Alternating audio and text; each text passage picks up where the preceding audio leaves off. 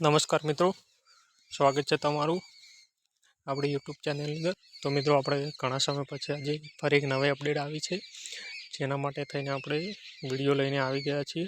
તો મિત્રો તમને વિનંતી છે કે ચેનલને સબસ્ક્રાઈબ કરો, વિડીયોને લાઇક અને શેર કરવાનું ભૂલતા નહીં। તો મિત્રો લોકરક્ષક ભરતી બાબતેની એક મહત્ત્વની અપડેટ છે, જે આપણે વિડીયોની અંદર જોઈશું। અને એક મહત્ત્વની બાબત એ પણ છે કે જે બોર્ડ દ્વારા જે તારીખ આપવામાં આવી એ તારીખ મુજબ જો રનિંગ ચાલુ થાય તો તેનો કોલ લેટર ક્યારે નીકળે। તો ચાલો મિત્રો, તમને વિનંતી છે કે વિડીયોને પૂરો જોશો।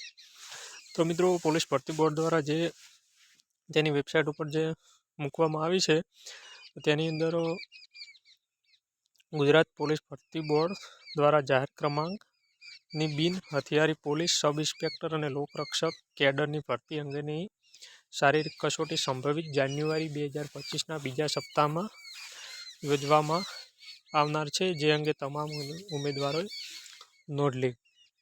તો મિત્રો આની અંદર એવું કહેવામાં આવ્યું છે કે લગભગ 8 તારીખ પછી કદાચ રનિંગ ચાલુ થઈ શકે છે, જેના માટે થઈને મિત્રો દરેક મિત્રો તૈયારીમાં રહેજો, કારણ કે સંભવિત છે એટલે લગભગ પાક્કું જ હોઈ શકે।